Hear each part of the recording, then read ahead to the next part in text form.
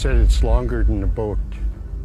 And the boat was almost like 32-footer, end to end. The map of Alaska is filled with places that seem almost untouched by time, but few are as mysterious as Lake Iliamna. Hidden deep within the remote wilderness of the state's southwest region, nearly 77 miles inland from the icy waters of the Bering Sea, lies a body of water so vast that it almost defies belief.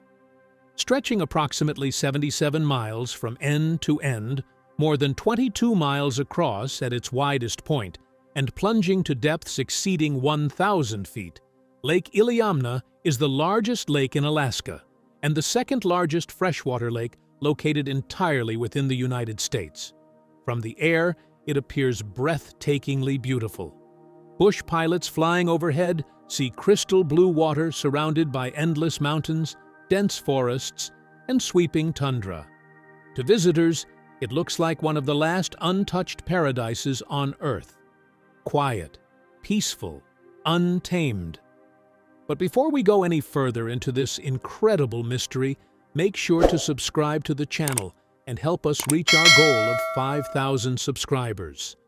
Every subscription helps us bring you more fascinating stories about the world's greatest mysteries, hidden history, and unexplained discoveries. Yet beneath that calm, mirror-like surface lies a reputation that has survived for centuries.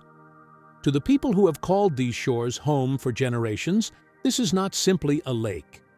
It is a place to be respected, feared, and, above all, never underestimated. Long before modern maps existed, before explorers crossed Alaska, and centuries before scientists arrived with sonar, drones, and underwater cameras, the indigenous peoples who depended on Lake Iliamna already understood that these waters were different. The Tlingit and Alutiiq communities, whose ancestors fished these shores for thousands of years, passed down stories that were never treated as entertainment or bedtime legends. They were warnings, lessons taught from one generation to the next, because lives depended on remembering them. According to their traditions, something enormous lives beneath the lake's surface. They call it by different names: Ganakadet, Jingyak, the thing that moves beneath, a creature said to overturn boats, drag fishermen into the depths, and hunt with a level of intelligence that no ordinary fish should possess. Unlike the mythical monsters found in fairy tales, these beings were described with remarkable consistency. They were said to move silently beneath the water, to travel together rather than alone, and to strike from below with frightening precision. The stories were never about monsters lurking in fantasy. They were survival guides, repeated because people who ignored them sometimes never returned. For generations, outsiders dismissed these accounts as little more than folklore. Every isolated community, they argued, develops legends to explain tragic drownings or dangerous waters. Scientists, explorers, and government officials assumed the stories were simply cultural myths, shaped over time by fear and imagination. That explanation seemed reasonable until the summer of 1942. On an ordinary survey flight over Lake Iliamna, two highly respected men witnessed something neither could explain. One was Babe Ellsworth, an experienced bush pilot who had spent thousands of hours flying over Alaska's wilderness. The other was Bill Hammersley, a government wildlife agent responsible for monitoring fish populations. Neither man had any interest in sensational stories, and neither gained anything from what they reported. Yet both described the same extraordinary sight. As their aircraft crossed the lake's clear water, they spotted more than a dozen enormous creatures moving just beneath the surface. Each appeared nearly as long as the wingspan of their aircraft, traveling together in a perfectly coordinated formation. Their backs shimmered with a metallic, silvery appearance beneath the sunlight, and every movement suggested deliberate purpose rather than random motion. Ellsworth circled repeatedly to make certain his eyes were not deceiving him. Hammersley observed the creatures from multiple angles. By the time they landed, both men agreed on one thing. They had not seen logs, shadows, or optical illusions. Whatever they had witnessed was alive. That single encounter changed everything. Although many remained skeptical, the credibility of the witnesses made the story impossible to dismiss outright. Soon, similar reports began emerging from other pilots, fishermen, biologists, and local residents. As the decades passed, the descriptions remained remarkably consistent, despite coming from people who had never met each other. Witnesses spoke of enormous animals, unlike any known freshwater species. Creatures estimated anywhere between 25 and 60 feet long. Some described long, dark bodies gliding beneath their boats. Others reported metallic backs, briefly breaking the surface before disappearing into the depths. Commercial fishermen spoke of nets being shredded as though attacked by tremendous force, while others claimed their boats had been struck from below with enough power to throw passengers off balance. These accounts came from experienced outdoorsmen who had spent their lives around water, people who knew the difference between a whale, a log, a wave, and something genuinely unusual. Yet the reports never settled into a single explanation, only a growing collection of encounters that became harder to ignore with each passing decade. As technology improved, researchers hoped modern science would finally solve the mystery that folklore could not. Expeditions brought sonar systems capable of mapping the lake's depths, environmental DNA sampling to detect unseen animals, thermal imaging cameras, underwater submersibles, and hydrophones designed to capture unusual sounds beneath the surface. Investigators expected either to identify an ordinary species responsible for the sightings or to put the legend to rest entirely. Instead, they found something far more unsettling. Sonar occasionally detected unusually large moving objects in the deepest parts of the lake. Environmental DNA surveys revealed genetic sequences that could not be confidently matched to known species. Hydrophones recorded strange low-frequency sounds unlike anything expected from the lake's recognized wildlife. None of these discoveries proved the existence of an unknown creature, but neither did they explain the growing list of anomalies. Instead of ending the mystery, modern science complicated it, suggesting that something unusually large may indeed inhabit Lake Iliamna. Part of what makes the mystery so compelling is that Lake Iliamna is almost perfectly designed to hide something enormous. Unlike most freshwater lakes, it is not completely isolated. Through the powerful Kvichak River, Lake Iliamna remains connected directly to the Bering Sea, creating a natural highway between the ocean and the lake. Marine animals have repeatedly demonstrated that this route is navigable. Seals have been documented swimming hundreds of miles inland into the lake, and beluga whales have also been observed within the connected river system. Their presence proves beyond doubt that large saltwater animals can reach Lake Iliamna. That naturally raises an unsettling question. If seals and belugas can travel into the lake, what other marine species might have done the same over thousands of years? The lake itself provides everything a large predator would need to remain hidden. Covering more than 1,000 square miles and descending to depths greater than 1,000 feet, it contains immense areas that have rarely been explored. Even more important is its unique thermal structure. Like many deep northern lakes, Iliamna develops a thermocline, a distinct boundary separating the warmer surface water from the near-freezing darkness below. That invisible layer changes everything. Light barely penetrates beyond it. Visibility drops to almost nothing. Even sonar becomes less reliable because changes in water temperature bend sound waves in unpredictable ways. Marine researchers often compare the thermocline to a natural cloak. An animal could remain only a few dozen feet beneath a boat and still be completely invisible to everyone on the surface. As one marine biologist explained, someone could spend hours looking into water that appears perfectly empty, while an enormous creature sits silently beneath them, hidden by darkness, temperature, and physics, rather than distance. Lake Iliamna's isolation only deepens the mystery. Unlike many famous lakes, there are very few roads leading to its shoreline. Small villages remain scattered around its edges, connected mainly by bush plains and boats. Vast stretches of shoreline may go weeks or even months without seeing another human being. Outside of seasonal fishing activity, enormous portions of the lake remain almost entirely undisturbed. It is one of the last places in North America where something large could exist without constant human observation. In a world where satellites photograph nearly every corner of the Earth, Lake Iliamna still contains places where darkness, depth, and isolation combine to conceal what lies beneath. Perhaps that is why the warnings of the indigenous peoples have endured for so long. They were never simply telling stories about monsters. They were describing patterns they believed they had observed over countless generations. Elders taught children to recognize subtle changes in the lake before venturing onto the water. Strange ripples appearing on an otherwise calm surface. Sudden shifts in water color or temperature. Fish abandoning an area all at once for no visible reason.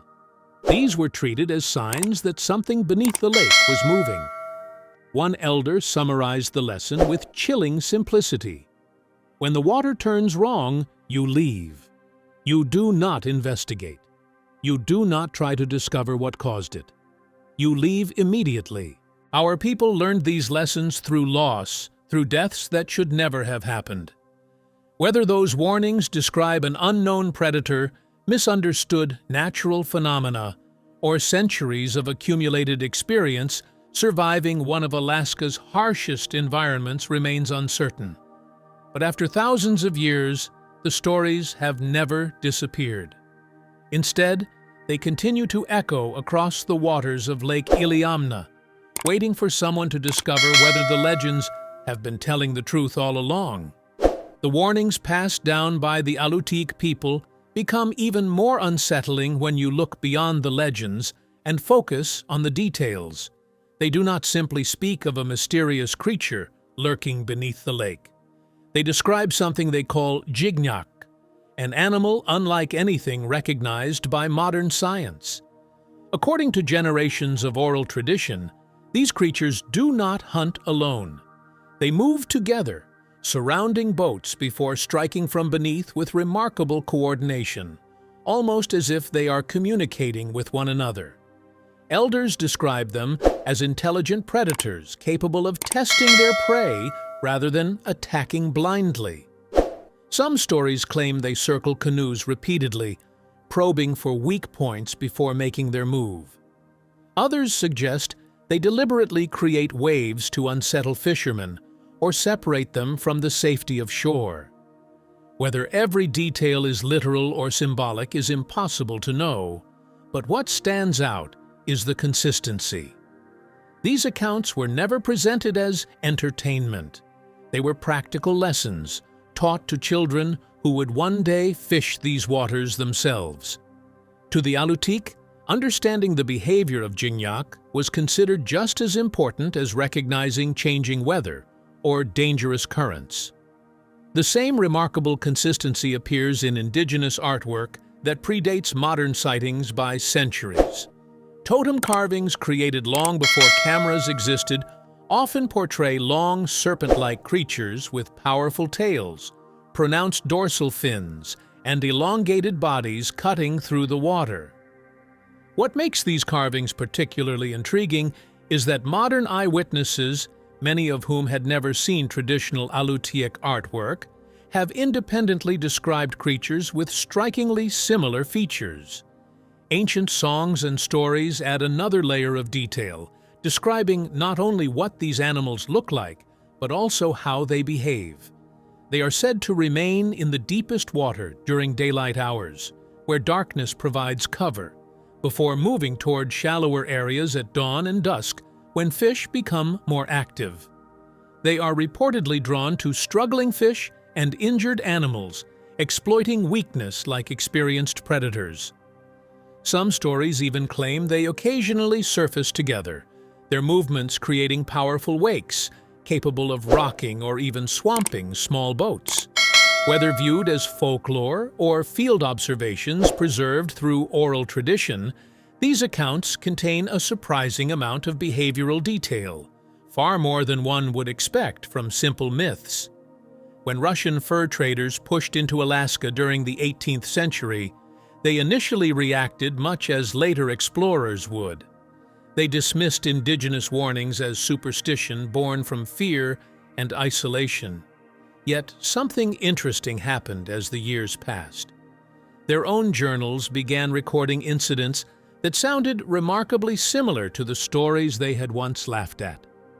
Several Russian accounts describe boats being struck violently by unseen forces while crossing Lake Iliamna, with impacts so powerful that men were thrown overboard before anyone understood what had happened.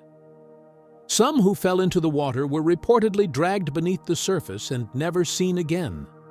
Fishing nets were discovered torn apart, not snagged on rocks or driftwood, but ripped with enough force to shred thick rope that should have withstood almost anything in the lake. Gradually, skepticism gave way to caution. The traders began avoiding certain stretches of water entirely. They traveled in larger groups whenever possible. More surprisingly, they carried firearms not because they feared bears or wolves, but because they had begun to believe there was something dangerous beneath the lake itself. Whether those precautions were justified or simply reflected growing fear, the historical record suggests the warnings left a lasting impression even on people who had originally rejected them. Taken together, these accounts reveal an extraordinary pattern stretching across centuries. Long before satellites, sonar equipment, underwater drones, or scientific expeditions, people living around Lake Iliamna repeatedly described encounters with enormous, aggressive animals, unlike anything officially known to inhabit the lake. Different cultures, separated by language and history, described similar behaviors, similar dangers, and similar outcomes. Boats overturned without explanation. Fishermen disappeared. Bodies were never recovered. None of these individual stories proves the existence of an unknown species, yet collectively, they form a body of testimony that is difficult to dismiss outright. Instead of fading with time, the mystery only seemed to grow stronger. Everything changed on a clear day in 1942, when the legend crossed from oral tradition into the modern world through the testimony of two men whose credibility was beyond question. Babe Ellsworth was one of Alaska's most experienced bush pilots, a man who had spent thousands of hours flying above the state's vast wilderness. Alongside him was Bill Hammersley, a government wildlife agent conducting routine aerial surveys of fish populations. Neither man had any interest in creating sensational stories, and both had reputations built on careful observation and professional judgment. Their flight over Lake Iliamna was supposed to be uneventful. Instead, it became one of the most famous sightings in Alaska's history. As their aircraft passed over one of the lake's deepest sections, something unusual caught Ellsworth's attention. He banked the plane sharply for another look. Beneath the remarkably clear water, more than a dozen enormous creatures were moving together in perfect formation. They were unmistakably alive. They were far too large to be seals and moved nothing like whales. Each animal appeared to measure roughly 25 to 30 feet in length, nearly matching the wingspan of Ellsworth's aircraft. Yet it was not their size alone that left both men speechless. It was the precision of their movements. The creatures traveled together with the same effortless coordination seen in pods of killer whales or schools of tuna, except these animals were swimming in a freshwater lake where nothing remotely similar should have existed. Their backs shimmered beneath the sunlight, with a strange metallic or silvery appearance, before disappearing again into the darkness below. Refusing to trust a single glance, Ellsworth circled the area several times, giving Hammersley every opportunity to study the creatures from different angles. The longer they watched, the more convinced they became that what they were seeing was real.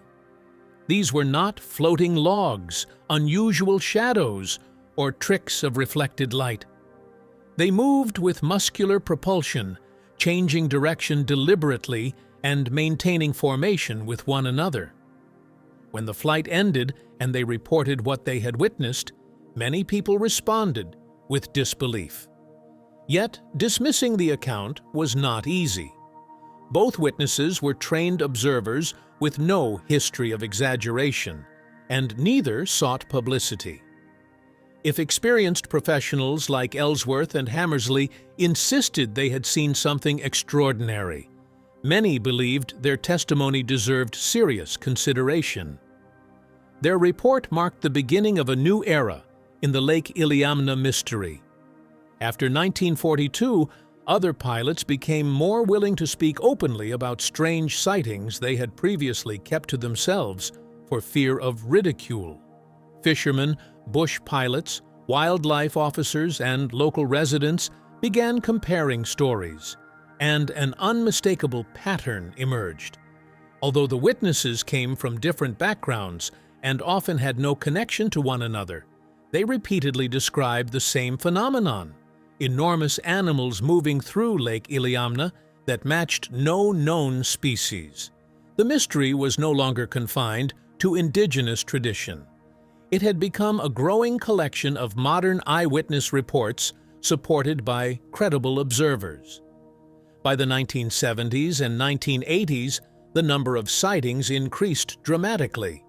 Whether this was because more people were traveling across the lake, or because whatever inhabited its depths had become less cautious, remains unknown. One of the most notable reports came in 1977 when pilot Tim Leoport was flying low over the lake with an investigator. During the flight, both men spotted two immense dark shapes gliding just beneath the surface. Their movement created long, unmistakable wakes that stretched across the calm water. Leoport estimated each animal to be more than 30 feet long, with broad, humped backs that occasionally broke the surface before slipping beneath the water once again. Having spent years flying over the Pacific Ocean, Leoport knew exactly what whales looked like from the air. He later insisted that these creatures were something entirely different. Their body shape was wrong. Their swimming pattern was wrong. And perhaps most importantly, they were in a freshwater lake nearly 77 miles from the ocean. A decade later, in 1987, another encounter reinforced the mystery.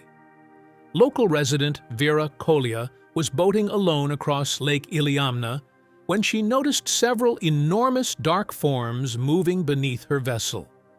She later recalled that the shapes appeared considerably longer than her own 18-foot boat and moved with a slow, muscular undulation unlike any fish she had ever seen.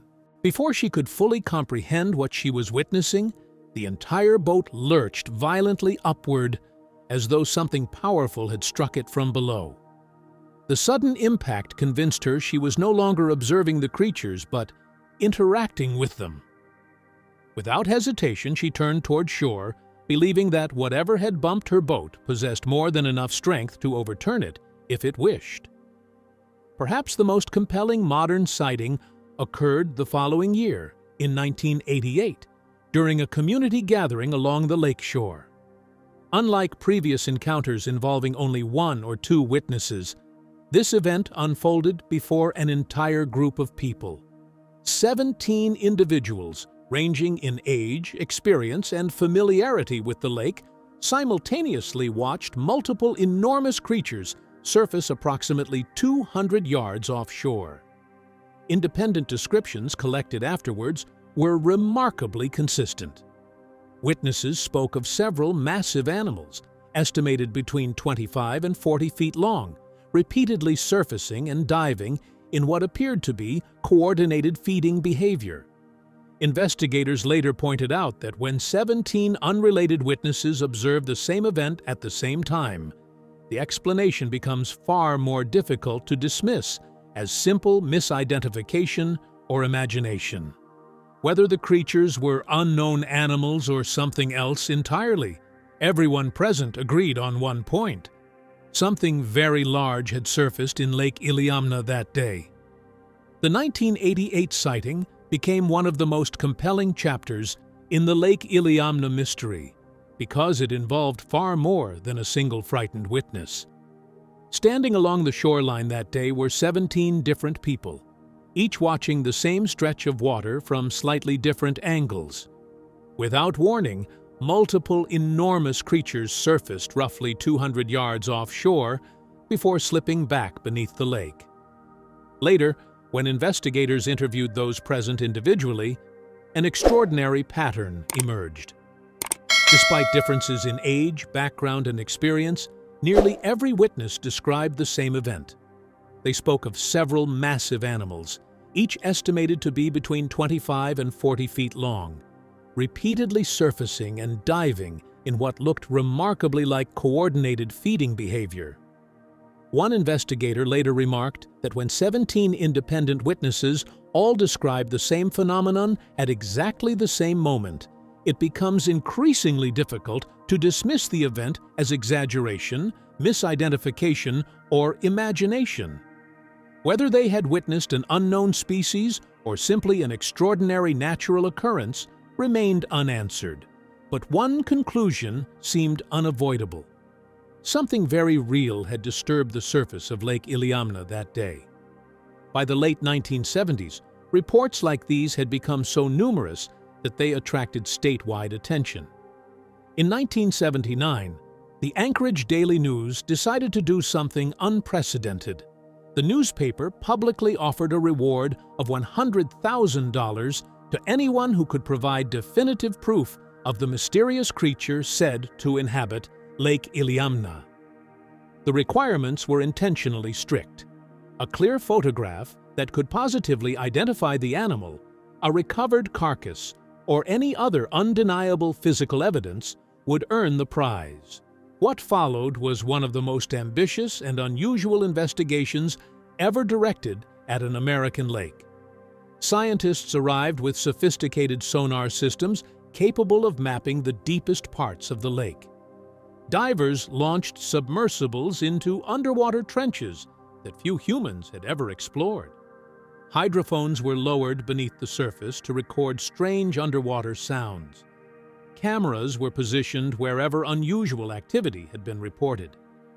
Even individuals claiming paranormal abilities traveled to the lake, convinced they could locate the elusive creatures through psychic methods. The investigation attracted scientists, adventurers, journalists, and curiosity seekers alike, all hoping to solve a mystery that had persisted for generations. Months of searching produced no dramatic photograph, no captured specimen, and no body that could claim the reward. Officially, the mystery remained unsolved. Yet the investigation uncovered something almost as intriguing as definitive proof. Sonar repeatedly detected unusually large objects moving through the lake's deepest water at speeds and depths inconsistent with the behavior of known fish species. Hydrophones recorded strange low-frequency sounds, unlike the calls of any recognized animal known to inhabit the lake. Underwater cameras occasionally captured immense dark shapes, drifting at the edge of visibility before disappearing into the darkness, always frustratingly close to being identified, but never providing the clear image investigators desperately needed. When the reward eventually expired, no one had collected the $100,000. However, many researchers came away convinced that the expedition had accomplished something equally important. It demonstrated that Lake Iliamna consistently produced anomalies that deserved serious scientific attention. There were simply too many unexplained sonar contacts, too many unusual acoustic recordings, and too many credible eyewitnesses describing remarkably similar encounters for every report to be dismissed as coincidence.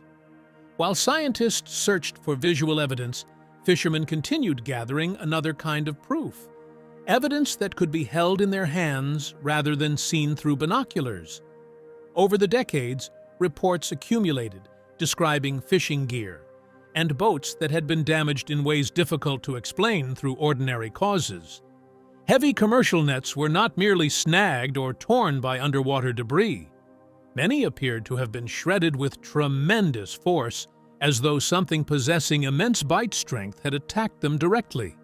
Boat hulls returned to shore bearing long, parallel scratches and deep gouges below the waterline. In many cases, the damage occurred while vessels were traveling through open water hundreds of feet deep, where there were no submerged rocks, tree trunks, or other obstacles capable of producing such marks. Some grooves were unusually regular, almost resembling claw or tooth marks rather than accidental scrapes. Even hardened steel fishing hooks, designed specifically to withstand the powerful strikes of large salmon and halibut, were sometimes found bent almost straight, suggesting they had encountered a force far beyond what local fish should have been capable of producing.